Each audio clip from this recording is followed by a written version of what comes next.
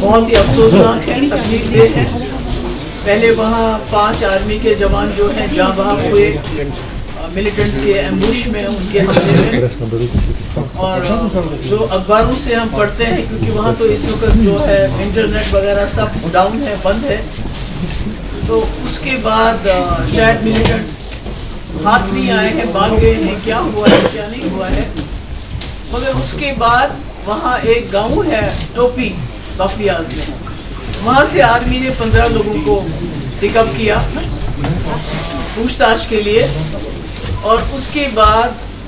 ان میں سے 3 جو لوگ ہیں، ایک تو سفیر حسین ہے، ایک شوکت حسین ہے، اور ایک محمد شبیر ہے، ان کی ٹارچر کی ہوئی لاشیں وہاں انکاؤنٹر سائٹ کے پاس ہی ملی ہیں، اور جو باقی لوگ ہیں وہ 12 لوگ جو ہیں اسی ٹوپی گاؤں کے، وہ ترنت کوٹ کے ہسپتال میں اور پونچھ کے ہسپتال میں بہت ہی بری حالت میں ٹارچر کیے ہوئے ہیں۔ حالانکہ میں نے ابھی ایک ویڈیو بھی دیکھا، I don't know اس کی آتھینٹسٹی کتنی ہے، جس میں دکھا رہے ہیں، اس ویڈیو میں جو دیکھا جا رہا ہے کہ آرمی کے لوگ جوانوں کو لٹا کے نیچے ان کے کپڑے اتار کے ان کو پیٹ کے اس میں لال مرچ پاؤڈر ڈال رہے ہیں ان کے زخموں پہ، بہت ہی دل کو کھانے والا ویڈیو ہے۔ تو میرا یہ کہنا ہے کہ یہ ایسے علاقے میں ہو رہا ہے، راجوری پونچھ ایسا علاقہ ہے جس نے کبھی بھی وائلنس کو ساتھ نہیں دیا، انہوں نے کبھی ملیٹنسی کو ساتھ نہیں دیا، وہ بہت ہی زیادہ پرامن لوگ ہیں، امن پسند لوگ ہیں، اور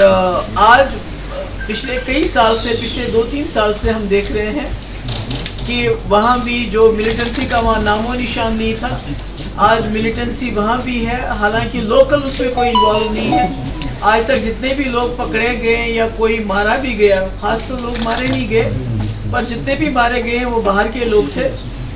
تو ایسے میں میرا یہ کہنا ہے کہ بی جے پی کا یہ جو دعویٰ ہے، یہ جو ڈنڈورا روز روز کو پیٹتی ہے کہ ہم نے جموں کشمیر میں سب کچھ ٹھیک ٹھاک کر دیا ہے، جموں کشمیر کو ایک کھلی جیل تک میں تبدیل کرنے کے باوجود، یہاں کے ہزاروں لوگوں کو جیلوں میں ڈالنے کے باوجود، یہاں کے مولویوں کو بھی نہ بخشنے کے باوجود، یہاں کے جرنلسٹ کے جو سچ بولتے ہیں اس کو UAP لگا کے جیل میں ڈالنے کے باوجود، یہاں جو مولوی مسجدوں میں ہیں ان کو کیا دعا کرنی ہے کیا دعا نہیں کرنی ہے اس کی بھی ڈائریکشن دینے کے باوجود، یہاں کے ملازموں کو کہ بھائی آپ منہ بند رکھو، اگر آپ کا کوئی بھی پرابلم ہے اس کی بات مت کرو، اس کے باوجود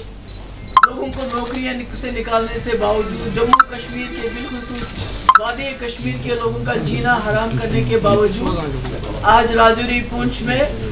پچھلے 3 سال سے آپ نے دیکھا جوان سے لے کے میجر ہو، کیپٹن ہو، کرنل ہو یا اس سے بھی اونچا کوئی افسر ہو،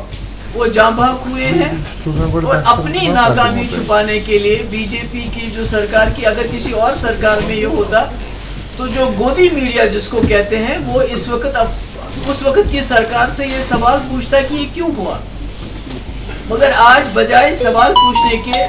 انہوں نے 15 لوگوں کو گھروں سے نکال کے ٹارچر کروا کے ان کی جو 3 کی لاشیں جو ہم اخباروں میں پڑھتے ہیں ہمیں تو، اور جو لوکلی ایک آدھ سے بات بھی ہوئی ان کو لے کے گئے اور لاشیں وہاں بھی اور ہسپتالوں میں بھی ہیں۔ تو میرے کہنے کا مقصد ہے کہ یہ کیسا خوشحال کشمیر ہے، یہ کیسا نیا کشمیر ہے جہاں پر نہ تو آپ کا آرمی والا ہی سرکشت ہے اور نہ یہاں کے لوگ سرکشت ہیں، اتنا اس کو جیل میں کنورٹ کرنے کے باوجود بھی اتنے دلدوز حادثات ہو رہے ہیں، اور اوپر سے یہ ڈنڈورا پیٹتے ہیں یا سب ٹھیک ٹھاک ہے۔ اور اس کی ایک بڑی وجہ یہ بھی ہے کہ جو امشی پورہ میں انکاؤنٹر ہوا جہاں 3 راجوری کے جو نوجوان ہیں ان کو فیک انکاؤنٹر میں مارا گیا، آرمی کورٹ نے فیصلہ دیا، مجرم کو سزا دی، اور سول کورٹ نے اس سزا کو پھیر دیا اور اس ملزم کو رہائی کر دی۔ تو کہیں نہ کہیں وہ میسج بھی شاید فورسز میں چلا گیا ہے کہ اگر ہم کچھ بھی کر لیں، فیک انکاؤنٹر کریں، ٹارچر کریں، کچھ بھی کریں، تو شاید دنیا کی کوئی عدالت، کیونکہ جب اب آرمی نے جو فیصلہ دیا اس کو بھی بدل لیتے ہو تو پھر اس کے بعد کیا ہے، کیا رہا ہے ہمارے پاس؟ تو اس لیے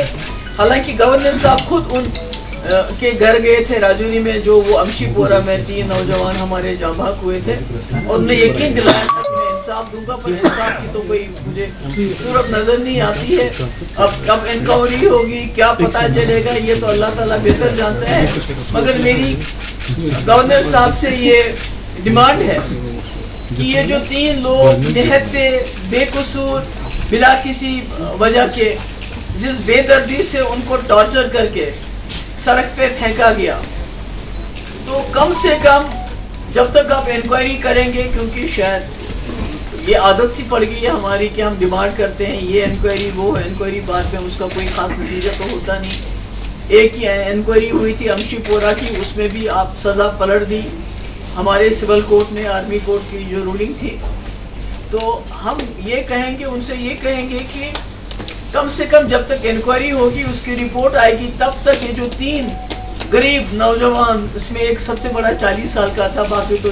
کم عمر کے ہیں، ان کو 50-50 لاکھ روپے ان کے گھر والوں کی، بہت غریب لوگ ہیں، ان کو ملنا چاہیے۔ اور اس کے ساتھ جو لوگ ہسپتال میں اس وقت زندگی اور موت کی لڑائی کر رہے ہیں، ان کا علاج ہو، کم سے کم ان میں سے مجھے نہیں معلوم کتنے لوگ بچیں گے کتنے نہیں بچیں گے،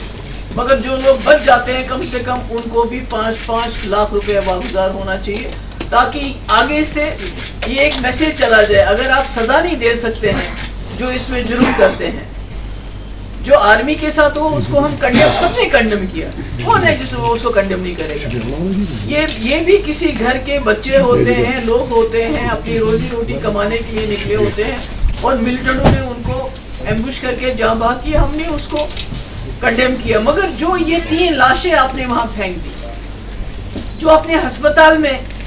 12 لوگوں کو زخمی کر کے چھوڑا ہے، اس کو کون کنڈیم کرے گا؟ اس کا حساب کون دے گا؟ تو میں گورنر صاحب سے بڑی معتبانہ طریقے سے بات کرنا چاہتی ہوں کہ آپ روز روز یہاں نئے کشمیر میں کیا کیا ہو رہا ہے، کتنا اچھا ہو رہا ہے، اس کی بات کریں، تو آپ اس کی طرف بھی ذرا دھیان دیجیے کہ آپ کی ناک کے نیچے کیا ہو رہا ہے،